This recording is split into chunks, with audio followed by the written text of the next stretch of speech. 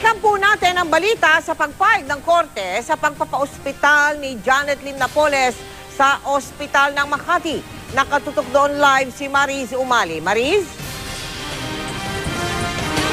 Makati Regional Trial Court Branch 150 Judge Elmo Alameda itong itinuturing na utak ng billion-peso pork barrel fund scam na si Janet Lim Napoles na magpa-doktor at magpa-opera sa ospital ng Makati.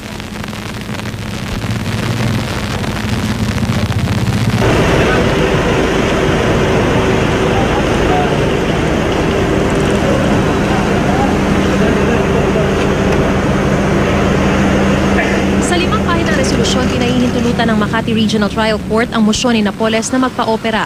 Kung gaano naman kahaba ang itatagal ng hospital confinement, depende sa payo ng doktor. Sapat daw ang ebidensyang nakita ng korte para pagbigyan si Napoles na ipatanggal ang natagpuang bukol sa kanyang matres. Nitong October 2013, dinala si Napoles sa emergency room ng Southern Luzon Hospital sa Laguna matapos magreklamo ng abdominal pain, pagdurugo at bigla ang pagbagsak ng timbang. Dinala rin siya nitong February sa PNP General Hospital para ipa-check up.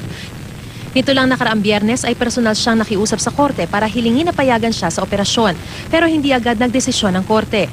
May sufficient evidence po. And nagsusupport po yung mga testimonya, lalo na ni Dr. Daguno of PNP General Hospital.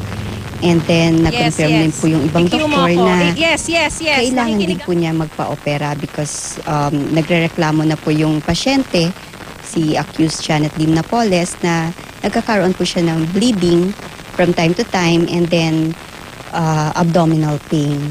For humanitarian consideration din po. Kasi bilang kahit akusado po siya, kahit detention prisoner, kailangan din po na bibigyan siya ng consideration. Pero sa halip na sa St. Luke's Global kung saan gusto ni Napoles, sa pampublikong ospital ng Makati iniutos ang operasyon.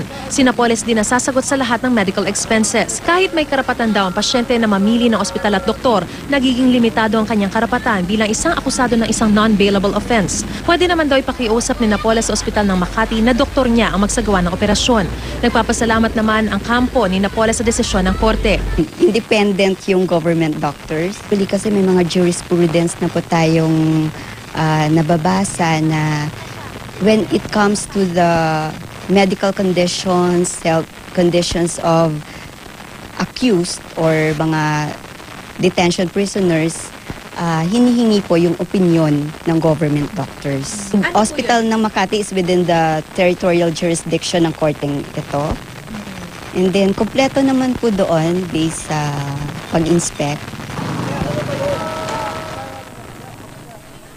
Although Mrs. Napoles would have wanted to be seen by her doctors in St. Luke's Global, but we have submitted to the wisdom of the Honorable Court and it was granted that the hospital admission or treatment be done in hospital ng Makati, and we respect that. We're hoping that the doctors of her choice will be allowed entry dito sa hospital ng Makati, but I defer that to the hospital's administration and policies. Umaasa rin ang kampo ni Napoles na madadala ang desisyon ng korte sa Fort Santo Domingo ngayong araw. Makikipag-ugnayan na rin daw sila sa OSMAC para makapaghanda. Tanggap naman ni Justice Secretary Laila De Lima ang desisyon ng korte. Basta't masiguro lang daw na limitadong panahon lamang mananatili sa OSMAC si Napoles. Sapat lang para sa kanyang operasyon at pagpapagaling. Iginagalang naman ng kampo ni Ben Herluy ang pasya ng korte. Naniniwala silang sapat ang basehan ng desisyon at sinuri naman ng husto ang kanyang kalagayan bago inisyu ang kautosang ito. Lahat din daw ay may karapatang pantao na dapat respetuhin. Dahil wala pang eksaktong petsa kung kailan isasagawa itong operasyon, depende na raw ito sa koordinasyon ng PNP SAF at ng ospital ng Makati na kung saan dadalhin itong si Napoles. Hindi rin nagbigay ang korte ng time frame o kung hanggang kailan mananatili itong si Napoles sa ospital o kung kailan siya i-discharge pagkatapos niyang maoperahan. Dahil depende na raw ito sa kaniyang mga doktor. Sinisiguro naman ng korte na hindi mauuwi sa hospital arrest na lamang ang pagkakakulong sa kanya dahil mayat-maya naman daw ay manghihingi ng progress report tungkol sa kanyang kalusugan ang korte o ang Makati Regional Trial Court Branch 150. Mel? Maraming salamat sa iyo, Mariz Umali.